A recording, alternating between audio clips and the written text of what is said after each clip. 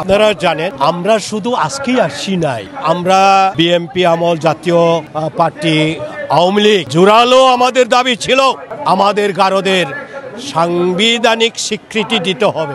আমাদের যে ভূমি সমস্যা সেগুলো সমাধান করতে হবে।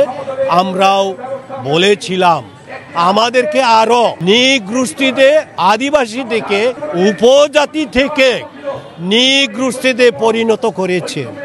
ওই তো জানি না ওরা কোন ইউনিভার্সিটিতে পড়াশোনা করেছে, জানি না। আমাদের ছেলেরা তো ইউনিভার্সিটি পাস করেছে, এখনো পড়াশোনা করে, কিন্তু এইরকম ওদের মতো উপর থেকে নিচে নামাই নাই। জানি না ওদেরকে। আমাদের ছেলেরাও ইউনিভার্সিটি পাস করে এখনো পড়াশোনা করছে, কিন্তু তাদের যে দাবি দেওয়া, এখনো আমার যে ছেলে দুইজনই মাস্টার্স পড়াশোনা করছে।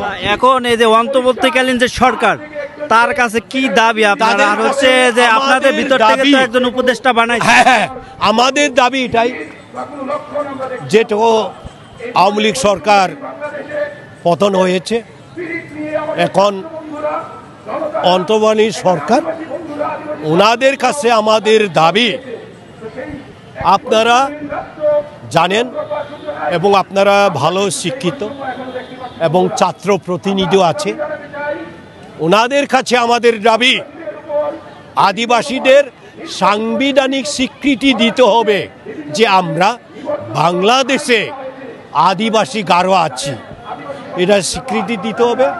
তারপরে আমাদের যে ভূমি সমস্যা এগুলো সমাধান করতে হবে, নিরাপত্তা নিশ্চিত করতে হবে। বঞ্চিত এটাই, আপনারা জানেন আমাদের আদিবাসীরাও উচ্চ লেভেলের কর্মকর্তা আছে, সরকারি হোক বেসরকারি হোক। হ্যাঁ, ওই যে চাকমাদেরকে দেওয়া হয়েছে, আমরা আমাদের গারোদেরকেও বলছিলাম যেন একজন দেওয়া হয়, জানি না দিবে না মনে হয়।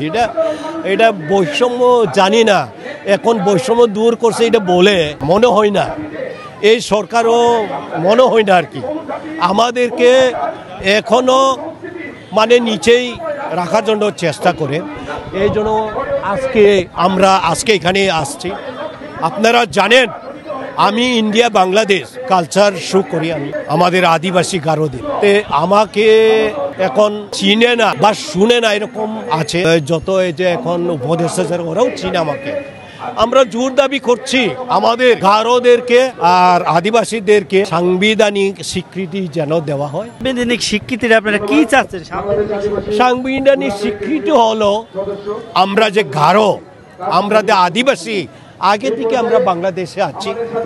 তারপর হলো আপনার আমাদের যত কৃষ্টি কালচার, এগুলো আমরা যেন সুন্দরভাবে পালন করতে পারি।